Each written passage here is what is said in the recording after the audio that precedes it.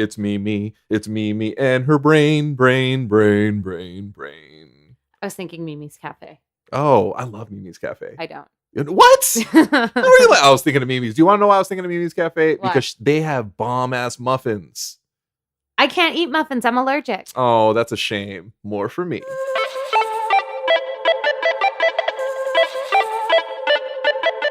Hi, I'm Joe. And I'm Lauren. And we are the NeuroNerds. Yes, that was on time. I feel pretty good about that.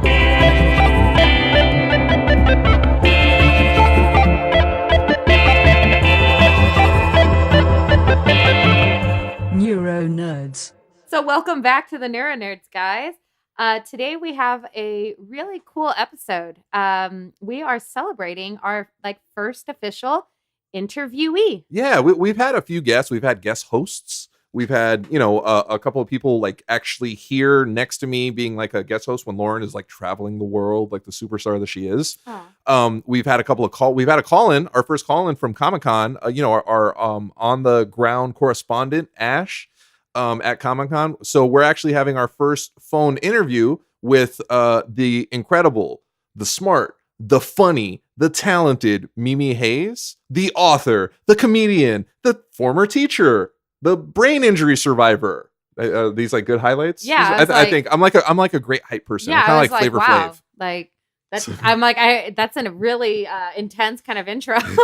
So Mimi is a comedian in New York, originally from Denver, I believe. When my voice goes somewhere in Colorado. Yeah, when my voice goes up because I don't really know. Mimi's amazing. Mimi is hilarious, and she survived a traumatic brain injury. It wasn't traumatic. It was an acquired brain injury. See, when it goes up, I don't really know. It was a brain hemorrhage? Yeah, she had a hemorrhage. She's been making hemorrhages look cool since. And she wrote a book about her journey, and it's coming out soon. She has a podcast that's coming out soon. When I say she's funny, she's one of the funniest up and coming comedians in New York. She's great, and we're very thankful to have her on the show. And she's coming up next. Yeah. So right now we're gonna head over and to our other part of the tech department, and we're going to go on to our phone call with Miss Mimi Hayes. Boom. Oh, shit. That music's killing. Hello. Hey, Mimi, what's up? Can you hear me? I can hear you loud and clear. How about on my end? Yeah, I hear you perfectly. Perfect. You sound exactly like Mimi Hayes.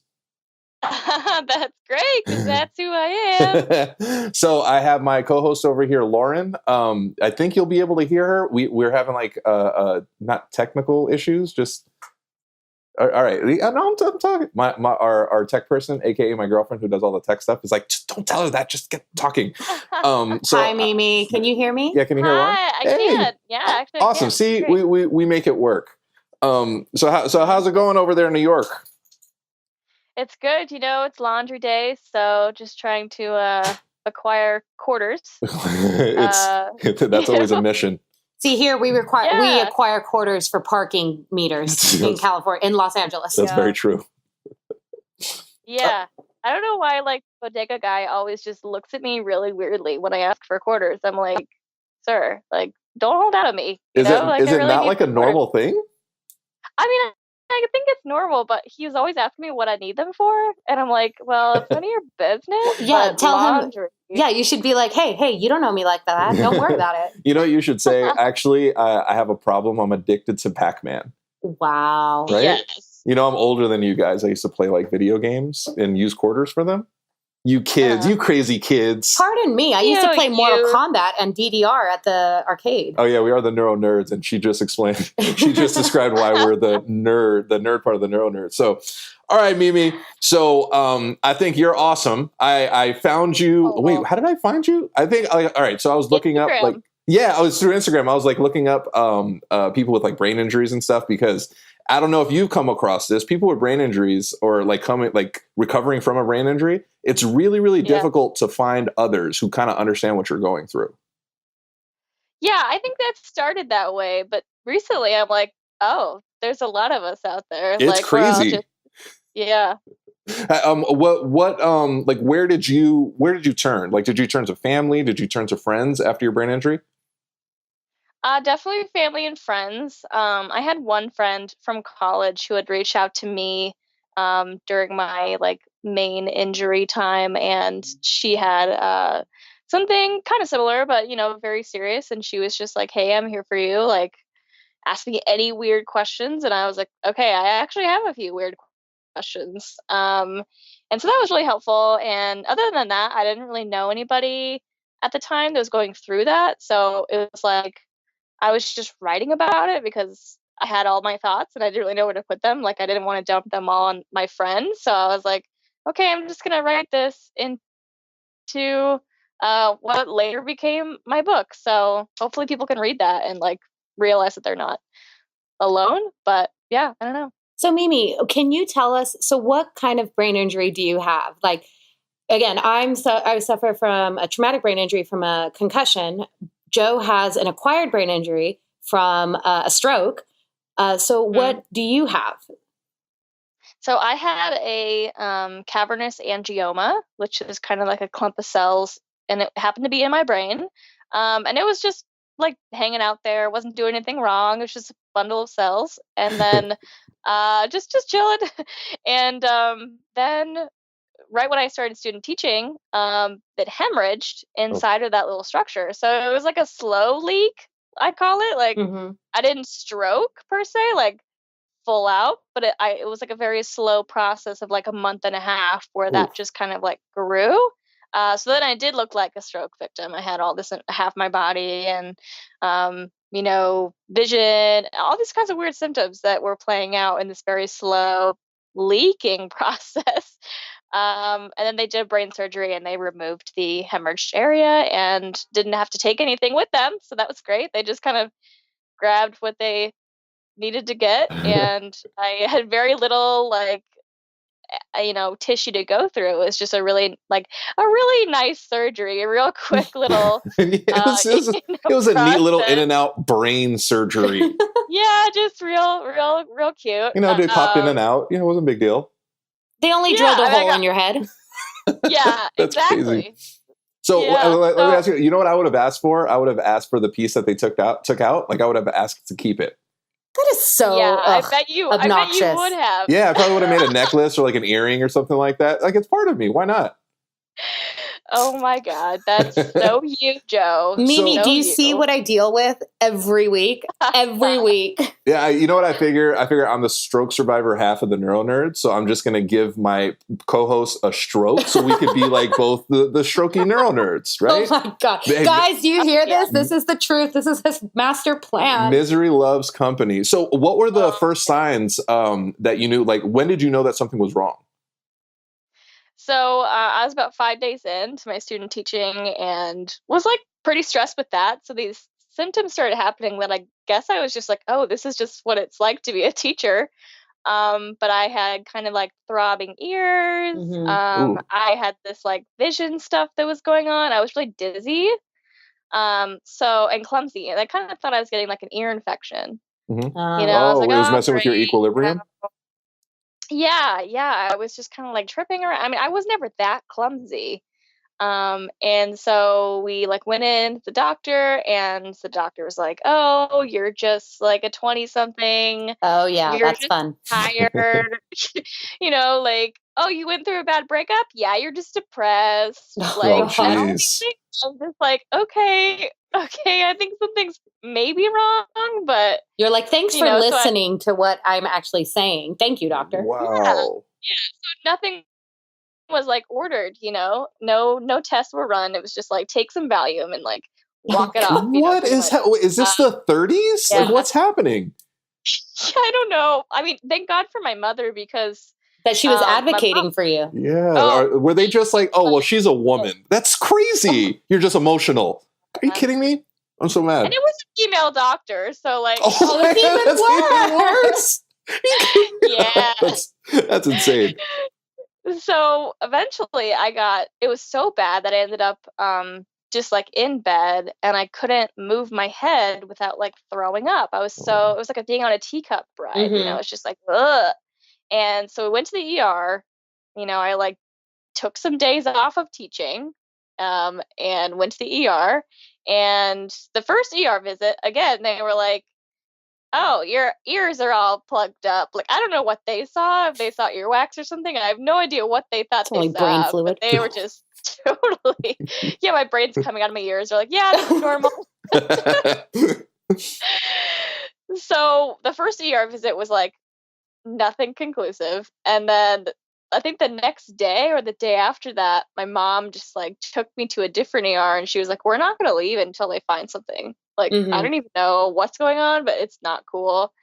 And so we just like went to the ER, and pretty much like my mom did the neuro test. Like, the nurse put her finger in front of my face and said, do you see double? And I said no, because when things were stationary, I was fine. But if I was like moving my eyes and trying to track something, my eyes would like twitch. Oh, wow. I mean, I think it's called, what's it called? There's some fancy name for it, Joe. I don't know. It's like, I like eye twitch. That sounds scientific to me. I had an eye twitch, and I was seeing double when I looked to the side. So then after my mother did the neuro test, the nurse is like, oh, I guess we'll do an MRI. I guess we'll do that. Fine. Oh my God, how lazy are these people? So lazy. So we did the MRI, and they found this little, maybe like nickel size like hemorrhage in there. Hey, no, that's not little. That's huge. It's huge. Do you know how big veins are in the brain? They're tiny. So a nickel size, that's massive.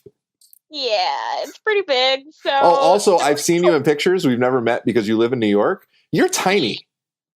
Little. You're like one of the smallest people I've ever seen. So that nickel size, like, that's even bigger. Yeah.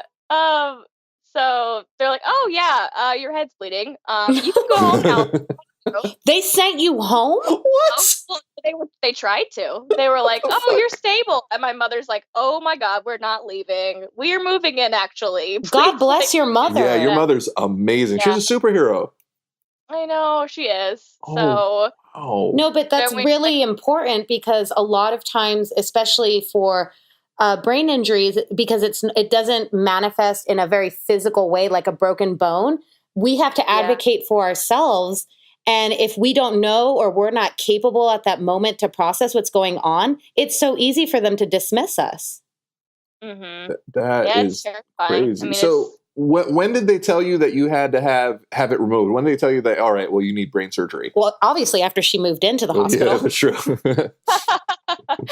So after we went with the neurosurgeon, that first, when they found it, he said, we don't want to touch this right now. It's too deep in there, in my cerebellum. So they were like, we don't want to touch this right now. Let's just see if this like goes away, which to me was like the weirdest thing anyone ever said to me. Like, maybe this blood will just go away. Wow. I guess sometimes it does. I mean, I guess sometimes sometimes like the pressure can recede. And so maybe they were trying to see if naturally the pressure would drop and then I guess fix itself.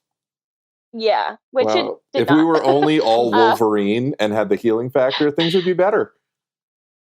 That's crazy. Yeah, so what was your reaction when they were like, oh yeah, well, we kind of have to have, you're going to have brain surgery? Well, so the you're going to have brain surgery didn't come for another 5 weeks or so. Oh my gosh. So I was on bed rest. Yeah. So I was totally like at home, like wasn't working anymore. I was on bed rest at my parents' house where I lived. Thank God I had like that safe haven at the time. Yes. And so I was just kind of for like 5 weeks, I was like watching Netflix, like taking walks, like hanging out. My friends would come to see me.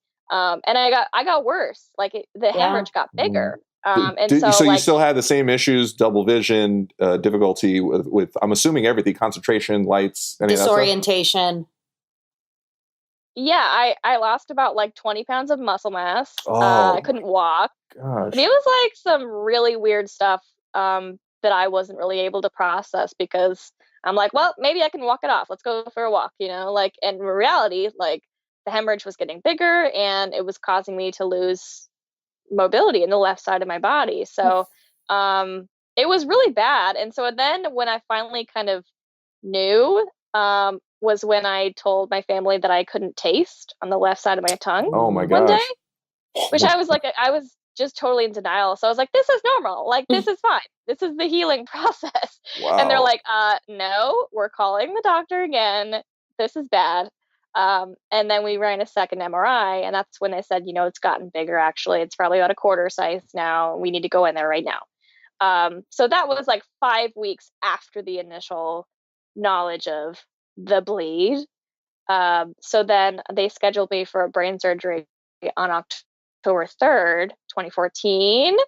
And so I knew on like Tuesday. It was like a Friday. The surgery was on a Friday. I knew on a Tuesday. Oh, so shit. I only had a few days to like freak out about it, So but there's radical acceptance right there. What was your reaction? Like, were you like, oh my God, I'm going to die? Wow, not everyone goes there, Joe. I would. I mean, you're messing with your brain. Like, No, that's crazy. no, yeah. Honestly, Joe, like those 5 weeks of like the bed rest and like getting worse and like, all my friends were coming to see me and giving me gifts and stuff. It didn't really sink in until probably the night before my brain surgery. Wow. And like 5 or 6 of my friends and like my whole family like were there in my kitchen, like hanging out with me. I was having my my last meal. I couldn't eat, like 12 hours before the surgery. So I was having like a frozen burrito, and I was like literally like having a frozen burrito in my kitchen, like 12 people in my kitchen, and I'm just like, ha, everything's fine. Like still just totally in denial. And they're all like, some of them had never met each other. These are friends from like elementary school, middle school, like my whole life. Right. And then in the back of my broken, bleeding head, I just had this thought to myself, and I'm like, are all your friends here because you're gonna die tomorrow? Like, oh my God. Like, Mimi, I don't know you very well, but I would judge you just for the fact that your last meal was a frozen burrito. Which is awesome. That makes me so happy. You have no idea. That brings me so much joy.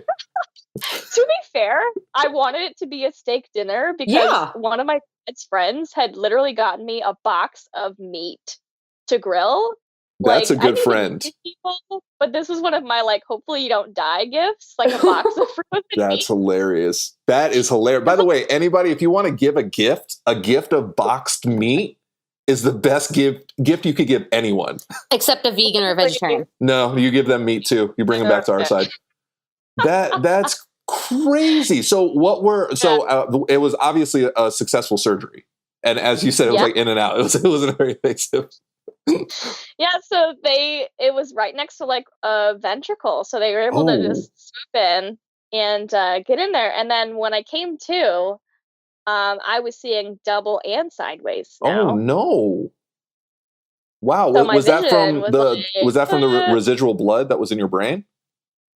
It was just from the process of like getting it out, I guess. Like they had touched that part of the brain that deals with like seeing upright and singular, like that part. They'd like, not that they'd messed up, but like your brain reacts in all kinds of ways when you go in there, Wow. So like while I don't have any like brain damage, like I have trauma like from that. And so the first thing I said to the nurses was like, why did you flip my bed on its side? Like, why did you strap me to the bed? I mean, that was my vision, was like, as if you'd strapped me to the side of the bed, I was seeing sideways and double. So now there's like 2 of everyone. Yeah. So it was wild. It was really trippy. So you were like seeing like in Inception or like Doctor Strange, like the quantum realm. You were just seeing like random crazy stuff. That's insane. So how long did that last? I think the sideways corrected in a couple days. And then the double vision took a few months to correct. Oh my, that's painful. That would drive me crazy. But that would make sense if that was one of the aggravated parts from the actual hemorrhage. It's all still coming down from all that inflammation. Exactly. That's crazy. So post brain surgery, what deficits did you have? So I had to relearn how to walk. Wow. And they fixed my vision. Get this, you guys. They fixed my vision by putting a piece of clear tape on my glasses, like right where my pupil was. And that literally tricked my brain into seeing singular. Yeah. We'd switch the tape like back and forth from one lens to the other. Like Mhm. they gave me an eye patch, but I was like, at the time I didn't realize how cool that was. That's like, you're a pirate. Oh my God, you could have totally been a pirate. You could have been like Nick Fury. Yes. Mimi Fury. Yes. That's crazy. So, do you remember seeing the tape on your glasses? Yeah. Oh, did it annoy you? I mean, like, no, because like your eye like thinks it's like closing one eye. Mm-hmm. Like if you had, which I still kind of have to do sometimes if my vision is like being a little weird in the mornings, usually when I'm tired. My brain hasn't fully woken up. Like you just close an eye and then you can see one. So, you know, it just was a really like DIY way to fix my vision. It's like ghetto mechanics. Yeah, you're like ghetto MacGyver. Yeah. They can make it work. It's not... Like who thought of that? Like seriously, I have no idea. Do you think they were just like, I got nothing else, let's just put a piece of tape on her glasses? Oh yeah. Hey, so there was the it vision worked. And yeah, and the biggest thing was like walking. And so I was in a wheelchair and like needed like the gait belts, and I'm sure Joe, you had the big gait belt, and they kind of pick you up on the bed, and you know, I did a lot of like occupational and physical and speech therapy too. My speech was really good, but still there were like some deficits just in terms of like focus, and I did a lot of like third grade math problems. Hey, you're a teacher, so I mean, you know, you could have taught yourself. Yeah, like, yeah, logic puzzles, great. Like numbers. Let's memorize this number. So lots of like memory tests, and the biggest thing was the recovering like the whole left side of my body that just like didn't work, you know. So wow. Yeah. That's amazing. So I had a little bit of left side neglect when I was in the hospital, where I just didn't acknowledge that I had a left side. And people were worried that like, oh, this is just going to be a thing, until a friend of mine came in at like 2 a.m. We weren't supposed to have visitors, but like, I don't know, just happened. And he was a little stoned, not gonna lie. He's a musician, so most of them smoke a little bit of the ganj. And he just started talking to me, and we had like a normal conversation, and we were joking around because we're all idiots. And I got so relaxed that I just kind of kicked my left leg up. And it was the first time I had moved my leg in a few days, I guess. And like, it was like, oh, it came back, which is great because I'm mostly all the way back. I have like a little bit of trouble with my right hand. I have like tremors in my right hand. But aside of that, I got to tell you, Mimi, I'm kind of killing it. Yeah, you are. So your physical deficits, you just have so physically now I've seen the gym photos and video. You're kind of killing it too. Yeah, you know, I got super lucky because like I totally balanced myself back out. I mean, I'm still pretty clumsy, just like in my day to day, but you wouldn't know looking at me. I mean, I think it's because it was like the swelling, like you said, like once the swelling came down, all those functions came back. And because it was my cerebellum that was mostly impacted, all those motor functions are relearnable. Like they're all repetitive motions. Oh, that's amazing. So we just would do walks, and we would, you know, walk down this line and okay, focus on your foot making this movement. And I went from wheelchair to walker to cane, and actually tried to forego the wheelchair process entirely because I was so stubborn. I think you'll understand. That makes me like you so much more. I'm like, you fit in with us. Oh my God. I got in so much trouble because there was like a dining hall. So I was in a rehab center for like 2 weeks. And but that wasn't from the brain injury, right? That was from all the drugs. Please ignore his stupid jokes. Yeah. Drug rehab. Yeah. But I went down to the dining hall for breakfast one day. I took the walker instead of the wheelchair because I was like, I don't like this being in a wheelchair thing. And my physical therapist came to pick me up for my therapy session. And she's like, Mimi, where's your wheelchair? I'm like, oh, it's in the hospital room. It's in the room. She's like, what? How did you get here? I'm like, oh, I walked like with this walker. And she literally like got down before me and was like, you are not allowed to do that. Like, you have not earned the right. You do not have permission to do that. Like, if you fall and break your face / brain, like, we're all screwed. Like, you have to follow the rules. You should have said, that And sounds like literally, a I you got problem.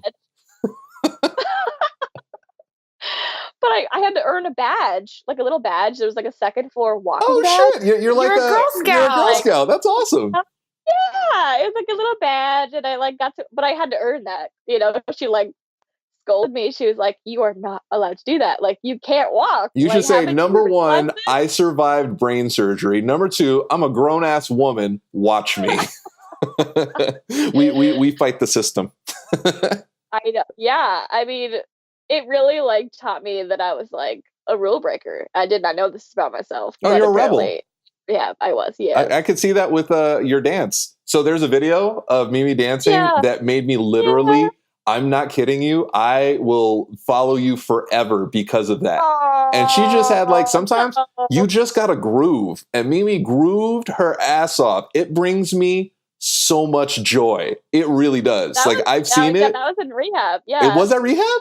That's even better. That's so much better. That makes it so much more meaningful to me. Like anytime, like it was a couple times where I'm like, man, I'm feeling like super bummed out. I've watched that video. I'm not even kidding. Maybe 10, 15 times. It brings me so much joy. So I never had to do the wheelchair. When I did, I don't remember because I have like some memory loss. I don't remember anything in the hospital. But I had to have a cane when I walked out of the hospital, which sucked because I'm like, I'm not old. So I'm doing quote fingers. I would forget my cane because I just didn't want to use it. So I get yelled at all the time from my girlfriend. She would just be like, you forgot it again. I'm like, I had a brain injury. I'm sorry. And but I really, really needed it because I was just around the house by myself and I would randomly just fall down. No reason. I would take a step and I'd be like, oh, now I'm looking at the ceiling. It was impatience for me. I don't know if you were super impatient. Like once I just started walking again, I was like, cool, now I want to jog. Once I was able to jog, I was like, cool, I want to run. So it kind of worked out for me. But anybody out there that's listening, please be patient. Please don't fall on your face by not using a wheelchair. Don't do what Joe did. Yeah, if I'm saying do it, it's probably a good idea to do the opposite. So and really like for me, I was healing like very quickly relatively to like my old person friends in rehab because you know I was 22 at the time and you're a baby. I used to play ice hockey. Like I was like an girl, athletic gal. I was like training for a half marathon that I was like still telling myself I could do. Like I was gonna be doing it in October.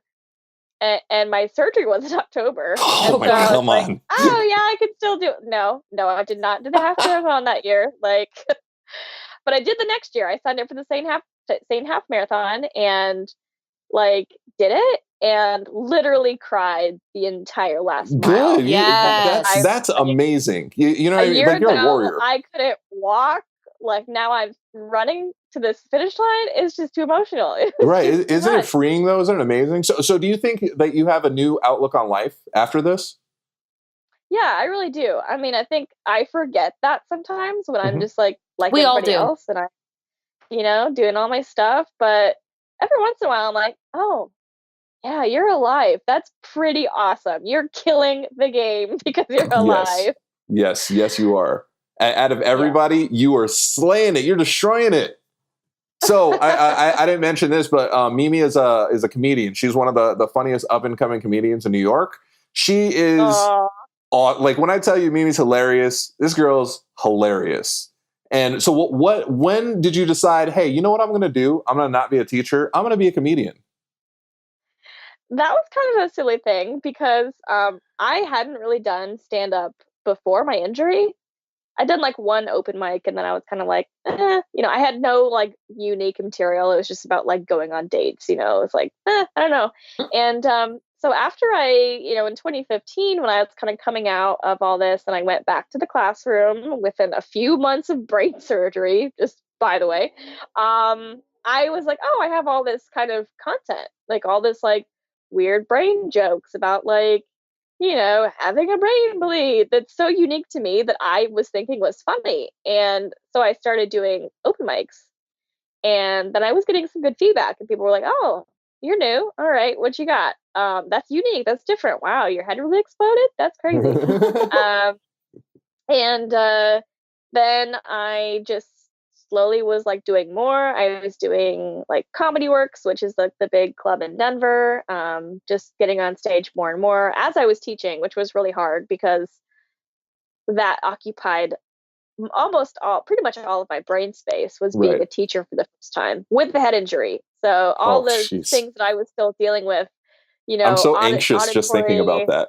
Oh yeah, it was like a hot mess. It was just like sometimes I had to like leave the classroom and have my other teacher like take over so I could like get some fresh air. Like Aw. it was a lot. So I was teaching for 2 years and doing comedy kind of like on the side and writing my book on the Mhm. side, and all these side things were happening. And it occurred to me in 2016 at the beginning of the school year that I was just itching to do other things. I couldn't thrive in the classroom anymore. It was really hard for me. I love the kids, but I kind of started to worry I was going to have another hemorrhage if I Oh. stayed in there, Mm-hmm. which was not like going to happen. But I was just kind of PTSD about it. Like, I'm really scared that my health has taken a huge back seat because of this profession. Right. And that's a valid fear to have. Yeah. Like, with or without a head injury, like, teaching is hard. And I think obviously my body told me 5 days into my teaching career, like, nope, like, you're Your gonna have a body brain bleed. viscerally told you, stop this, Mimi, Yeah. stop this. Listen to your body. Trying to reject it. Yeah. I It's like, never listened to no. my body. I would always make excuses. I was like, oh, migraines run in the family. Oh, my neck hurts. I just slept weird. It was like my body telling me, hey, idiot, you're going to die. Just calm down. I'm really, really happy you decided to listen to your body. Yeah, I mean, I kind of didn't. Like, I still kind of like just pushed forward as if I didn't have this thing happen to me.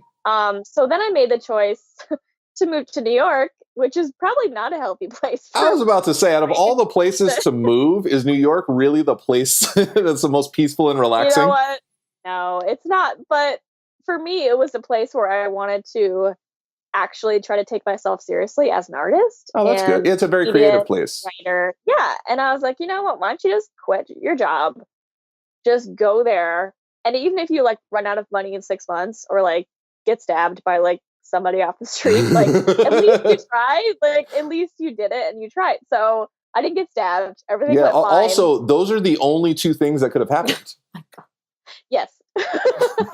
So, Mimi, you mentioned that you've written a book. Can you tell us a little bit about that?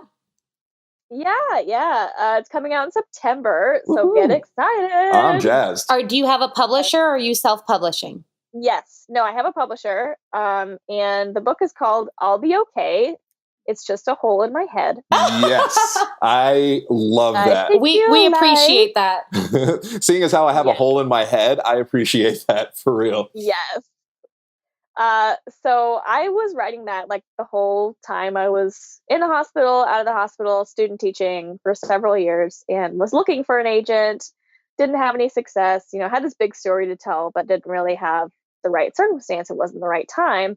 So I moved to New York, and naturally within like a few months of being here, I meet somebody at a comedy show who knew a publisher. And like in conversation, he was like, oh, that's cool. Here, let me email this guy your first 10 pages. And so it was a complete like New York exchange of That's like, yeah, I want amazing. to help you. Yeah. Everything's always coming up Millhouse. That's such an amazing like chain of events, because like you decided to not be a teacher because it was gonna continue being a teacher because it was gonna like harm your physical and your mental. You took a huge chance in going to New York to like follow this creative field. And then you stumble upon this publisher in a place where you're trying to, do your kind. This is amazing. This is such a good story. This is a book in itself. Yeah. So, that was probably just the turning point, was like getting the email like last September from this publisher after he'd read the manuscript, and him just being like, this is an amazing story and I really want to publish it. And I felt so validated and so like, oh my God, all this trauma and all this stress and all this like going broke in New York City, like it's all going to be worth it. It's all going to be worth it. So I'm happy to say that my book comes out September 18th, and it's gonna be great. Yeah. I'm so excited. Not only that, like I'm super proud of like your recovery and the fact that like you haven't stopped and you keep pushing forward no matter what. You're amazing. And I'm excited because this will be a book for Joe to practice his own recovery therapy to read. Yeah, I hate reading. I hate reading. You know, like I just hate reading. I get distracted, and I wish I could say I really do. I wish I could say, well, you know, I had a traumatic brain injury, so I mean, I that's why. No, it's because I'm lazy and I just don't like reading. But I'll read. Well, I promise you. I promise you. I will read every single word of your book. Now, retaining, that's an issue. But I will read every single word because I'm very excited to hear your story. We're hearing it now, but like, you know, actually read it in detail. I'm super jazzed. Yeah. Hopefully there'll be like an audio version, you know, for the book. But so I'll read the book first before I cheat and hear you read your own book. Are you going to read your own book? Maybe. I mean, yeah, I've been recording some of it for LaZae Sutherland. Have you heard of LaZae? I have not. Have you heard of? She has a documentary on Netflix called My Beautiful Broken Brain. Yes, I know exactly who you're talking about. I didn't remember the name. I know exactly who you're talking about. Okay, so I had reached out to her, kind of like fan mailed like a few years ago because I had seen the documentary and I was like, oh my god, she's amazing. And reached out again after I got the book deal and asked her if she wanted to do a blurb on the back, which is like, you know, when someone says something really nice about your book and they're more famous than you, so then people see that name and they're like, I gotta read this book because this other person says it's good. So I reached out to her and asked if she wanted to do it, and she said, you know, I'd love to, but I can't read. Like, she literally can't read because of her head injury. Oh wow. And so I was like, can I just record it to you and speak it to you and send you audio files? And she said, yeah. So I've sent her my book, audio style, and she listened to it and said some really beautiful things about my book. So I'm very happy. How great is that? That's awesome. I'm so happy for you, you know? Yeah. I mean, validation is incredible for anything you're doing, specifically like a creative field. I'm not a creative myself. I'm trying. I'm a creative. She's an absolute creative. Wait a minute. No, Joe, you're a storyteller. You are definitely a creative. Oh, Mimi, you make me blush.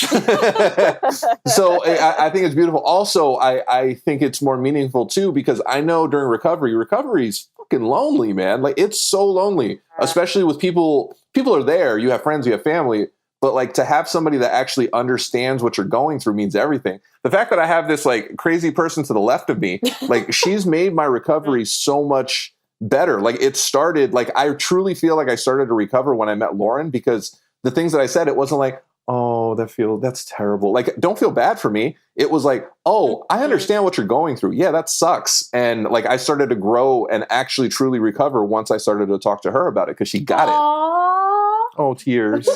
Yeah, I know. I'm pretty amazing, aren't I? And so humble. Though, it's funny when you say that, though, because like, I don't know if you ever heard me refer to my people who have had brain injuries, my brain buddies. Oh, I love that. I love that. Like, so I'm collecting all these brain buddies, and the two of you are my brain buddies because I like being brain buddies. Well, Mimi, you're now a NeuroNerd. Yeah, you're an honorary NeuroNerd because you had a neurological brain injury. Now, I'm assuming you're a nerd because you're a comedian, and most comedians are actually most comedians are really angry, nasty people. They project comedy, but honestly, I know a few. They're not very nice, and they're all batshit crazy. That's why I love them. What's your nerdum? Since we're talking about like NeuroNerds, like what's your nerd? Is it Star Wars? Is it Star Trek? Don't say Star Trek. It could be Buffy. It could be mythology. I'm a history nerd, actually. Yes, so am I. Oh my God, yes. I'm surrounded by them. Yeah. What's your favorite period of time? I really like World War II. Like, all the women were like doing their thing. Like, yeah, we're gonna put on the stuff and make plane parts. Like, yes, because that's when women had to go into the factories because all the men were gone. So women had to go in, and it was like the first time that Western women in particular were really part of the industrial force. Mm-hmm. Wow. Are you going to be like Rosie the Riveter for like Halloween? No, not me. No, Mimi, I think you should be Rosie the Riveter. I think it would be amazing. You kind of like vaguely resemble her. Have you seen my brain costume though, Joe? You know what? I did. And can I tell you what color I was right then and there? I was the color jealousy. It was so cool. Like, it's this huge brain thing. Oh, it's the dopeness. So do you want a little bit of backstory on how the costume came to be? Absolutely. So so October was when my surgery was. And so for Halloween, October 3rd. So as I was going through all this recovery and stuff, I'm like, oh, I'm going to have a great Halloween costume this year. I'm going to be a brain. I'm going to be a brain, right? Obviously, like, I'm going to lean into this. And my parents are adorable and kind of insane. And they're like, yeah, we're going to make this brain costume. And they start like, my dad's an architect, so he's like drafting up designs. My mom's like crafty and she's getting her sewing kit out. And they're like trying to come up with these ideas. And I'm like, whoa, you guys, we can just do like a t-shirt, like. I like how extra is your parents are extra, not you, but your parents are extra. Wow. Oh no, I'm extra too. But my parents well. So my dad goes to the hardware store and gets this like industrial foam and like stacks it together, glues it all together, goes into the garage with like a turkey knife, the electric ones. Right. And he literally carves this into the shape of a brain. And he spray painted it. He cut a hole in the middle of it so I can fit into it. So I just kind of put it on top of my hips, just kind of shimmy into it. Which if I like grow in size, this costume won't fit. So I need to like stay fit. Oh my God, Mimi, you're tiny. It didn't really have to be a large hole because you're tiny. It's a pretty small hole. Yeah. So I just kind of squint to it, but it looks like anatomically correct. It really does. It's magnificent. The back of it. Yeah. Holy shit, that's such. You know what makes it even better? That story. Your dad. So bringing it back to like nerdom and superheroes. Your dad's a superhero. He's like Forge. You guys know who Forge is? Yes. Or if we're going mythological, he could be Hephaestus or Vulcan. Oh, okay. Do you want to know why I know Hephaestus? Because I play the game God of War. It's the only reason. I'm not even kidding. And I'm saying it's Vulcan, not the planet, but the Roman god, okay? So are you out of your Vulcan mind? Okay. So, that's awesome. Normally for like Halloween, I just dress in drag because I think it's funny. Yeah. Oh, I just put pole gear on and I walk around in 8-inch stiletto boots. Oh yeah, I just do that. Do that for fun. Walking down Hollywood Boulevard. Oh yeah, it's never mind. I mean, let me tell you though, like I don't have to like dress like skanky on Halloween anymore to get guys. Like I literally just wear the brain costume and I walk down the street and I get so many numbers. You know what? That's awesome. You have one of the greatest Halloween costumes I've ever seen. Yeah, I'm jealous. Yeah. I'm not even kidding. Like, I don't care how small. I would fit my big butt in that costume. So if I'm ever in New York on Halloween, I might steal your costume. Oh, you can't. It's in Colorado. You can't. Oh, you know what? I do indulge in marijuana every once in a while. I would love to go to Colorado and steal your brain costume. Oh by the way, it's so weird that like Colorado seems like one of the most chill places, and you move from there to New York to relax your brain injury. I am going to actually launch my book in Denver, September 21st. So if you need an excuse to come out to Denver. Oh, I actually totally have a couple of friends who their families are out in Colorado. I might honestly, I might kind of try to make that happen. You should. So Mimi, you also have a podcast. Let's give you some shout out to your stuff. Yeah. So talk about your podcast. I love the name. Yeah, Mimi and the Brain. Isn't that great? It's Mimi. Yeah. It's Mimi and wait, can we sing that? Like, let's be careful. Yeah. I don't want to get hit for that. Which is awesome. You just started that, which is great, and now you know the pitfalls of all the technical difficulties that we have doing podcasting. Yes, absolutely. We haven't launched yet, but it's a really cool podcast. I interview neurologists and brain scientists about how their awkward are they? In the brain. Actually, they're cool. Seriously, like, I have had zero issues. Man, so Joe is just an awkward mess, so he's praying that everyone else is awkward. Yeah, by awkward you mean awesome. So I talked to my neurosurgeon, the guy that he put a hole in my head to like drain the blood to relieve the pressure, so I didn't die, which is great. So in talking to him, he was the most socially awkward human being ever. He only wanted to talk about the brain, which is great. Like, that's where I want his focus to be. But he was just really difficult to just talk to. That's why I was like, oh, that must have been weird. So when's your podcast launching? My brain surgeon was great. So it's going to launch probably in the next few weeks here. I'm just trying to get everything ready. I want it to be like the best it can be. And the content is like so good. This is my first time ever doing a podcast. Never thought I would. So join the club. I don't want to like. I know. Everyone's doing it. Well, Mimi, yeah, I'm really excited though. Yeah, it sounds like it's super exciting. You're officially a NeuroNerd. Yep. Mimi and the Brain will be in association. We'll have to have some crossovers. Oh, for sure. And when your book comes out and we give it a good read, we might have a double NeuroNerd approved, like recommended sticker or something. Oh yeah, you're going to get the NeuroNerd approval. Yep. It's just going to be a brain with like a hole in it and two ends. And yeah. Yes, I love that. Which is awesome. So Mimi is in New York. Her name is Mimi Hayes, and your handle is at Mimi Hayes Brain. Am I right? What about that? Yeah. See how Joe can remember things. And Hayes is Hayes, correct? Correct. Right. So you can follow Mimi Hayes at Mimi Hayes Brain on Instagram. Give her a listen. She's hilarious. She's fascinating. She's smart. She's a superhero. She's a history nerd, which is, I guess that's a nerd. Oh, yes, it is. It's nerdy. Keep an eye out and an ear out for her podcast. It's going to be incredible. It's going to be super informative. Mimi, I just wanted to thank you. I love everything that you do. I think you're amazing. You have a huge fan over here on the West Coast, and anytime you're out this ways, we for sure got to hang. You have two fans. Oh, absolutely. Well, one fan more awesome than the other. It could have been you. It's not. It's me. But it could have been. I'm just saying. Don't jump the gun so quickly. So I just want to thank you for being on. And anything? Any last words, Mimi? Just thank you so much, Joe. You're just an inspiration. You're doing so many great things, and it's great to have you and Lauren as my brain buddies. Yay! Oh, that makes me so happy. This made me happy. Oh my God. It's like NeuroNerds. We're double N's and brain buddies are double B. I love alliteration, by the way. Oh my gosh. Yeah, because we're big Marvel fans. That's, oh my God. Yeah. I'm starting, I have those things again. She gave me, feelings. She made me feel feelings. Mimi, you're awesome. We love you. Definitely follow Mimi. Reach out to us. Me, Joso Rocks at everything. Lauren L. Manzano at everything. The NeuroNerds at everything. The NeuroNerds, we're here to help. We love you guys. Talk to you guys soon. All right, see ya. Bye.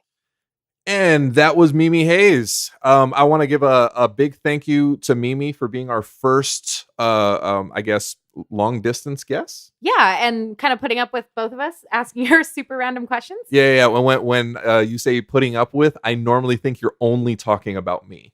Oh, I was thinking she's putting up with both of us. Oh, that's nice to take some of the hit. But again, it's probably she was probably like very. Oh man, Lauren's amazing. Oh, I guess I have to put up with Joe. Oh, your self-deprecation is rearing its head again. I am a recovering Catholic, and so I was like, and on that bright note. So Mimi's amazing. She has a great story to tell. It's great. It's just so great. Where she started, where she came from, where she went. Like she's in this brand new creative field. She moved from her comfort zone into New York City to be a comedian because where it's not comfortable. No, not well. It's more comfortable now. It's not like really scary. It's like it's more gentrified now. Right. What did she say? Like she would either go broke or somebody would stab her. I'm sure there's other options now. There's no, still no. It's nicer. Like you'll be stabbed and be like, oh my bad. But like you're still gonna get stabbed in New York. It'll be a designer switchblade. It'll be a Dolce and Gabbana blade, right? So again, give Mimi a listen. Her Instagram is Mimi Hayes Brain. Yes. Very funny. Very very. She's just awesome, man. I just love that chick. And we're looking forward to her book. Definitely, we'll put information out there for all of you guys. We're kind of building our NeuroNerd kind of like tribe. We are, and so like we're building like. It's like, yay, you had a brain injury. Welcome. Wait, you know someone and are adjacent. Welcome. Welcome. You're just a nerd that might have a brain injury that's not real. Welcome. You're a dick. Go hang out there by yourself. Yeah, go to the corner. Right? What should we call like our NeuroNerd? Can we call them neurons? Neuroneurons? No, No, it kind of sounds like moron, doesn't it? well, no, because neurons are a very important building block of the world. So are all of the people that. No, that- but like if we're labeling them a neuron, that's part of the atom. Like, and as a science nerd, that would be a bad thing. Lord, Right? You got the proton, give the me neuron, strength. and you have the electron. We can't do that. oh my God. Guys, he shamed me the other day. He thought nerd was an insult because I was driving to work and I was listening to a lecture on non-Euclidean geometry. Yes. Mm-hmm. Go look that up. Go Google what that is. If you don't know what obviously, I had no right to make fun of her. Are you kidding me? Come on, man! Seriously, you remember the nerds from Revenge of the that is. Nerds? Like they would be like, I don't want to hang. That chick is a nerd. It was so fascinating, though. I'm sorry, we're getting off topic here. Yes. So we're gonna wrap up this episode. Yes, I am a confirmed nerd, apparently. 10 times over. So very, very, very thankful for Mimi for taking the time and sharing her story with us. Everybody out there, share your stories with us too.